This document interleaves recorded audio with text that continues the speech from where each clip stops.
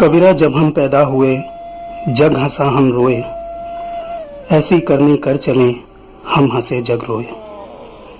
कबीरदास जी कहते हैं कि जब हम इस दुनिया में आए तो सारा संसार हंस रहा था और हम रो रहे थे। क्यों ना ऐसा काम करके जाएं इस दुनिया से कि हम यहाँ से हंसते हुए जाएं और लोग हमें याद करके रोएं। जो लोग साधना मार्ग में अधीरता का परिचय देते हैं उनके लिए कबीरदास जी कहते हैं, धीरे धीरे रे मना धीरे सब कुछ होए, माली सींचे 100 घड़ा ऋतु आए फल होए। यानी कि मन में धीरज रखने से ही सब कुछ होता है। अगर कोई माली किसी पेड़ को 100 घड़े पानी से सींचने लगे तब भी फल तो ऋतु आने पर ही आएगा। ईश्वर को खोजने के विषय में कबीरदास जी कहते हैं, जिन खोजा तिन पाइया गहरे पानी पैठ, मैं बुपरा बूढ़न डरा राह किनारे बैठ। अर्थात जो प्रयत्न करते हैं वो कुछ ना कुछ वैसे ही पा लेते हैं। जैसे कोई मेहनत करने वाला गोताखोर गहरे पानी में जाता है और कुछ लेकर ही आता है, वहीं कुछ लोग जो डूबने के भय से किनारे पर ही बैठे रहते हैं उन्हें कुछ नहीं मिलता। यानी साधना मार्ग पर किसी प्रकार के भय का त्याग कर निर्भीक भाव से साधना की गहराई में उतरना चाहिए। मनुष्य जन्म के विषय में कबीर जी कहते हैं, दुर्लभ मानुष जन्म है देह न बारंबार, तरवर ज्यों पत्ता झड़े बहुरी लगे न डार। अर्थात इस संसार में मनुष्य का जन्म मुश्किल से मिलता है। यह मानव शरीर उसी तरह बार बार नहीं मिलता जैसे वृक्ष से पत्ता झड़ जाए तो दोबारा डाल पर नहीं लगता। मनुष्य का संसार के प्रति क्या व्यवहार होना चाहिए, कैसा होना चाहिए, लोगों से व्यवहार करते वक्त किन बातों का ध्यान रखना चाहिए, इसके विषय में कबीर कहते हैं, कबीरा खड़ा बाजार में सबकी मांगे खैर, ना काहू से दोस्ती ना काहू से बैर। बोली एक अनमोल है जो कोई बोले जानी, हिये तराजू तौल के तब मुख बाहर आनी। समय की उपयोगिता के विषय में कबीर जी कहते हैं, रात गंवाई सोए के दिवस गंवाया खाए, हीरा जन्म अनमोल सा कौड़ी बदले जाए। अर्थात सोने जागने और खाने के सिवा जीवन में यदि कुछ भी सार्थक नहीं किया तो क्या किया। जो जीवन हीरे जैसा मूल्यवान हो सकता था उसे तुमने कौड़ियों के भाव बिता दिया। ईश्वर के मार्ग में अग्रसर होने के विषय में और इसमें आने वाली कठिनाइयों के विषय में कबीर जी कहते हैं, मन के हारे हार है मन के जीते जीत, कहे कबीर मन पाइया मन की ही प्रतीत। अर्थात जय पराजय सब मन की भावनाएं ही तो हैं। ईश्वर को मन में विश्वास से प्राप्त किया जा सकता है। यदि प्राप्ति का भरोसा ही नहीं तो उसे कैसे पा सकेंगे। जब मैं था तब हरि नहीं, जब हरि है तब मैं नाही, प्रेम गली अति सांकरी जामे दो न समाई। अर्थात जब तक मुझ में अहंकार था तब तक परमात्मा का प्रवेश ना हो सका, और जब अहंकार मिटा, मैं मिटा, तो परमात्मा स्वयं ही आ गया। वे कहते हैं, प्रेम की गली बहुत सकरी है, बहुत पतली है, और इसमें या तो अहम रह सकता है या परमात्मा। यानी कि परमात्मा की प्राप्ति के लिए अहम का विसर्जन आवश्यक है।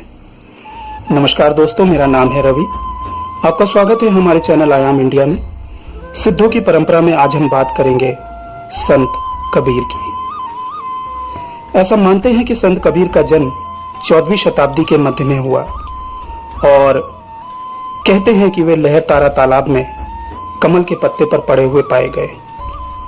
उनको जन्म देने वाले माँ बाप के विषय में कोई प्रमाणिक जानकारी उपलब्ध नहीं है, परंतु एक बात पर आम सहमति है कि उनका पालन पोषण करने वाले माँ और पिता का नाम नीमा और नीरू था। ये एक मुस्लिम परिवार था और कबीर के पिता पेशे से जुलाहे थे, यानी कि कपड़ा बुनने वाले।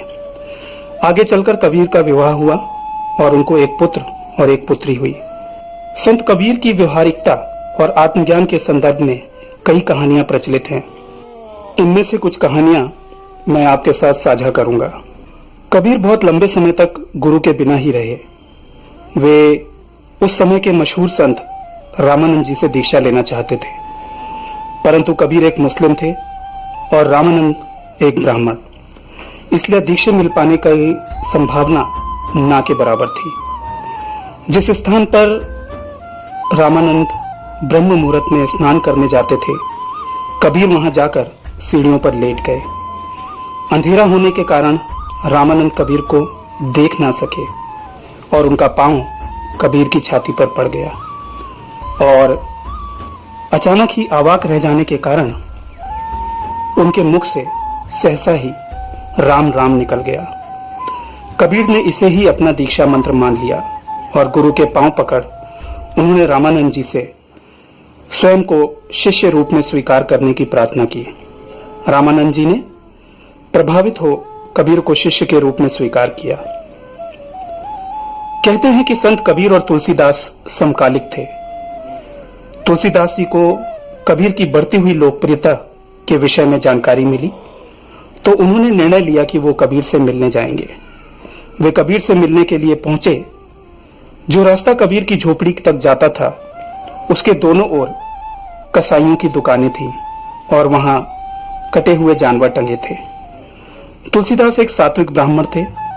वे इस सब से काफी विचलित हुए। जब वे कबीर की झोपड़ी में पहुंचे तब उन्हें खाट पर बिठाया गया। संत कबीर रसोई से निकले और सत्संग करने जा रहे थे। तुलसीदास जी से रहा नहीं गया और उन्होंने कबीर से पूछा कि आप एक मशहूर कवि हैं और एक महान संत हैं, आप ऐसी जगह पर कैसे रहते हैं जहां पर बुचड़ खाने हैं। तब कबीरदास जी ने कहा, कबीर का घर बाजार में गलकटियों के पास, करेगा सो भरेगा तू क्यों होवे उदास। यानी कि कबीर का घर बुचड़ खाने के पास है तो क्या हुआ, जो जैसा करेगा वो वैसा भरेगा। जिसने कुछ किया ही नहीं उसे भय किस बात का। तुलसीदास जी इस बात से बहुत प्रभावित हुए। एक बार एक मोहम्मदन फकीर जिसने कबीर का नाम सुना हुआ था वह कबीर से मिलने गया। कबीर ने अपने दरवाजे पर एक तगड़ा सा सुअर बांध दिया। फकीर ने सुअर को दरवाजे पर बंधा देख कबीर की झोपड़ी में प्रवेश नहीं किया और वे उल्टे पांव ही वापस लौटने लगा। तभी कबीर ने उसे आवाज दी और कहा, हे फकीर, तुम अब क्यों वापस जा रहे हो? मैंने तो गंदा सुअर अपने दरवाजे पर बांधा हुआ है, मगर तुमने क्रोध, घमंड, लालच और ईर्ष्या जैसी गंदगी को अपने दिल में बांध के रखा है, उसका क्या? फकीर का सिर शर्म से झुक गया। उसने कबीर जी से माफी मांगी और वह कबीर का शिष्य बन गया। एक बार कबीर के घर बहुत सारे लोग एकत्रित हो गए। कबीर की एक आदत थी कि जो भी लोग ईश्वर का भजन करते थे कबीर उन्हें भोजन जरूर कराते थे, परंतु आज उनके घर में लोगों को भोजन कराने के लिए कुछ भी नहीं था। उन्हें अगली सुबह तक सारा इंतजाम करना था। कबीर और उनके पुत्र ने एक दुकानदार के यहाँ दीवार में एक छेद बनाया और कबीर ने अपने पुत्र से कहा कि उतना ही सामान निकालना जितना लोगों के भोजन के लिए आवश्यक हो। कबीर के पुत्र को यह चिंता थी कि कहीं ऐसा ना हो कि उनके जाने के बाद कोई और दुकानदार के यहाँ बचा हुआ सामान और पैसा चोरी करके ले जाए। कबीर के पुत्र दुकानदार को आवाज लगाकर बाहर उसी छेद से निकलने लगे जिससे भीतर प्रवेश किया था, परंतु वे छेद में ही अटक गए और पीछे से दुकानदार ने उनके पैर पकड़ लिए। कबीर के पुत्र ने कबीर से कहा कि पिताजी, अगर हम पकड़े गए तो यह चोरी की बात सबको पता चल जाएगी और जब हमारे मेहमानों को यह पता लगेगा तो उन्हें बुरा लगेगा। एक काम करिए, आप मेरा सिर काट के ले जाइए। कबीर ने ऐसा ही किया।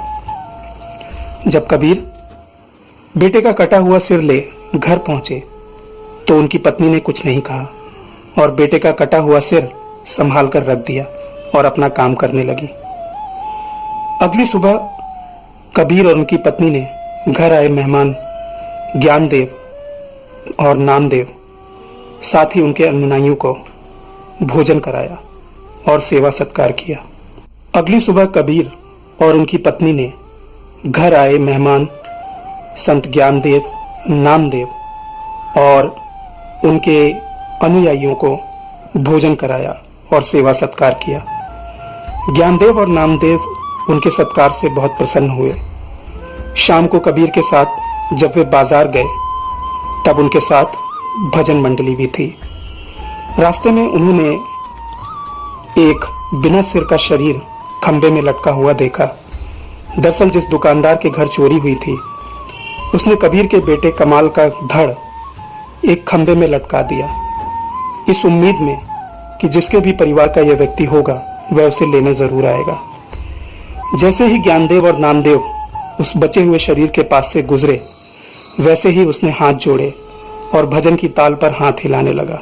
जब संतों ने कबीर से इस विषय में पूछा तो कबीर ने आंखों में आंसू लिए हुए कहा कि यह विष्णु का भक्त है।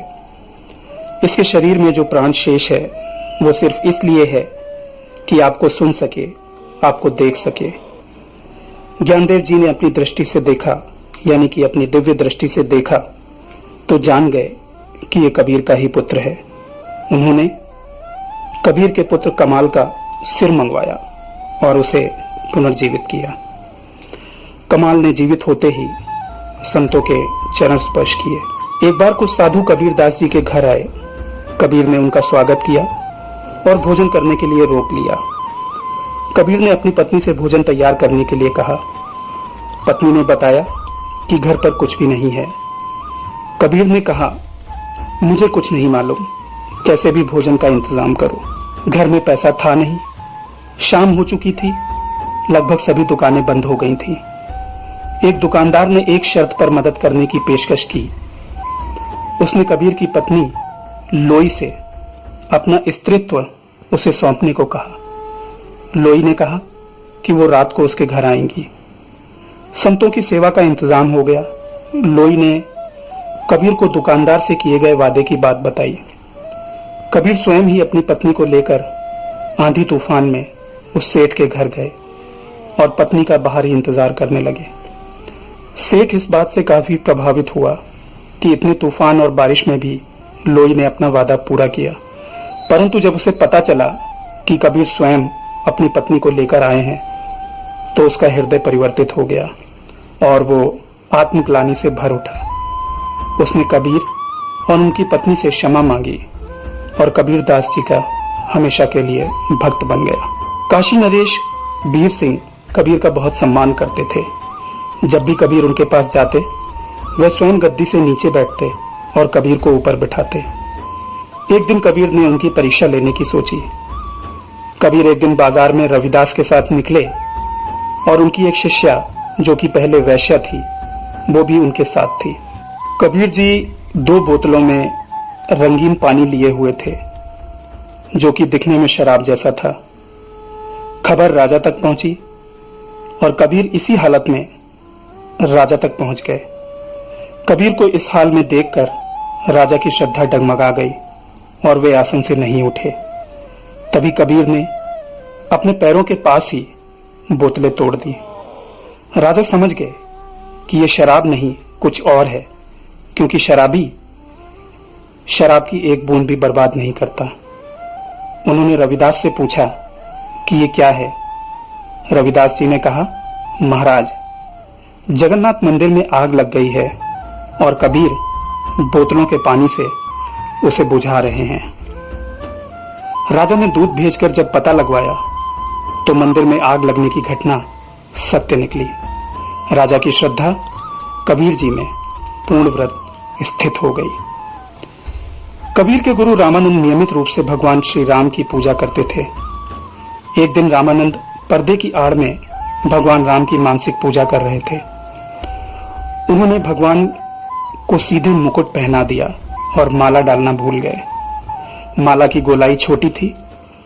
अब मुकुट उतारकर माला पहनाना उचित नहीं था। रामानंद जी बड़ी दुविधा में थे। तभी बाहर बैठे कबीर ने रामानंद जी से कहा, गुरुजी, माला की गांठ खोलकर फिर गले में पहना दीजिए। रामानंद भौचक्के रह गए कि कबीर को कैसे पता चला कि मेरे मन में क्या चल रहा है। उन्होंने अपने भक्तों को बुला पर्दा हटवा दिया। आखिर कबीर से छुपा ही क्या था जो पर्दा लगाकर रखा जाए। एक बार कबीर के पास एक व्यक्ति आया। उसने कबीर से प्रार्थना की कि आप मुझे भगवान के दर्शन करवा दीजिए। कबीर ने उसे ढेर सारा सामान लाने को कहा। उस व्यक्ति के धन का एक बड़ा हिस्सा इसमें खर्च हो गया। एक बड़ा समारोह किया गया। सभी बड़े खुश थे कि इस व्यक्ति को भगवान के दर्शन होंगे, जिसमें इस व्यक्ति के रिश्तेदार भी शामिल थे। सभी लोगों के लिए स्वादिष्ट भोजन तैयार कराया गया। धीरे धीरे वक्त बीतने लगा। दोपहर हो गई, शाम हो गई। लोगों के सब्र का बांध टूटने लगा। लोग भूखे थे और सामने स्वादिष्ट भोजन तैयार रखा था, परंतु जब तक भगवान के दर्शन इस व्यक्ति को नहीं हो जाते, कोई भी भोजन नहीं कर सकता था। लोग कबीर को कोस रहे थे कि इसने बेवकूफ बनाया है। तभी रसोई के स्थान पर एक भैंसा घुस आया और उसने रसोई का सारा भोजन और सामान तहस नहस कर दिया। लोग बहुत क्रोधित हुए और भैंसे को घेर कर लाठी डंडों से बहुत मारा। भैंसा लहूलुहान हो गया और वहां से अपनी जान बचाकर भागा। लोग जब उसके पीछे गए तो देखा कबीर उसे पकड़कर रो रहे हैं और कह रहे थे, मालिक, इतना कष्ट तो तुम्हें तब भी नहीं हुआ जब तुम राम बन आए और रावण का वध किया, जब तुम कृष्ण बन के आए और कंस को मारा। तब लोगों को समझ आया कि भगवान वहां किस रूप में आए थे और सभी का हृदय द्रवित हो गया।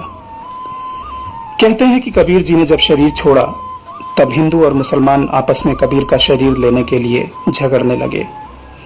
वे कबीर जी के शरीर का अंतिम संस्कार अपने अपने तरीके से करना चाहते थे, मगर कबीर दास जी का शरीर वहां से गायब हो गया और वहां ताजे फूल बचे। हिंदू मुसलमानों ने ये फूल आधे आधे बांट लिए और अपने अपने रिवाज से संस्कार किया।